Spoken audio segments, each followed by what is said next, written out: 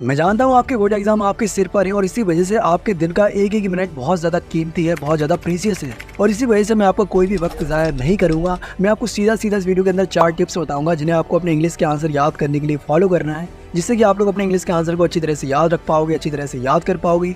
और इसी के साथ साथ जब आप लोग अपने आंसर को लिखोगे तो आप उसमें स्पेलिंग मिस्टेक भी नहीं करोगे। सो वो 4 टिप्स ये नहीं। नंबर 1, आप इंग्लिश में जो भी याद करना चाहते हैं, इसे एप्लीकेशन, लेटर या फिर क्वेश्चन आंसर, सबसे पहले आप लोग उस आंसर की 3 से 4 बार रीडिंग करिए। रीडिंग करने से होगा ये कि आपके आंसर के बीच में जो भी ऐसी स्पेलिंग है जिन्हें आपने आज से पहले नहीं देखा, वो 3 से 4 बार रीडिंग करने से वो आपके दिमाग में थोड़ा बहुत ही सही लेकिन बैठ जाए।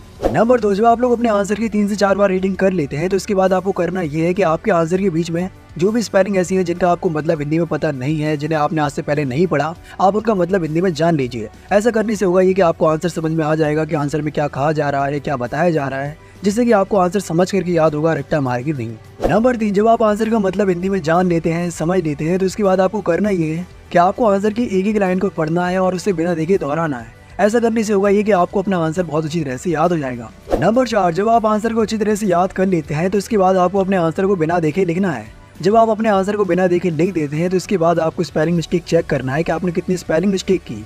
जब आपको पता चल जाता है कि आपने कितनी स्पेलिंग मिस्टेक की है तो आपको उन सभी स्पेलिंग की सही स्पेलिंग बार बार लिखना है। ऐसा करने से होगा ये कि आपको स्पेलिंग काफ़ी अच्छी तरह से याद हो जाएंगी, अच्छी तरह से लिखना आने लगेगा। और फिर इसके बाद आपको जो है अपने आंसर को फिर से बिना देखे एक बार लिखना है। अब जब आप अपने आंसर को लिखोगे तो आप देखोगे कि आपकी स्पेलिंग मिस्टेक बहुत ज़्यादा कम हो गई होंगी।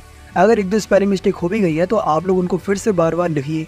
ऐसा करने से आपको स्पेलिंग और भी अच्छी तरह से याद हो जाएंगी। और फिर इसके बाद आप लोग अपने आंसर को बिना देखे लिखिए। अब आप देखोगे कि आपने बहुत कम ही नाम मात्र की स्पेलिंग मिस्टेक की होगी या फिर एक भी स्पेलिंग मिस्टेक नहीं की होगी। आपसे एक छोटी सी बात कहना चाहूँगा कि आप जो कुछ भी याद करते हो पूरे दिन के अंदर, दोपहर में, शाम को, रात को, आप उसका एक बार सुबह उठ करके रिविजन कर लिया करो। इससे होता यह है कि आपने जो कुछ भी याद किया है ना, वो आपको बहुत अच्छी तरह से याद हो जाता है। उम्मीद करता हूँ आप सभी लोग अपने बोर्ड एग्जाम की तैयारी जोर शोर से कर रहे होंगे। आप सभी को मेरी तरफ से आपके बोर्ड एग्जाम के लिए बेस्ट ऑफ लक।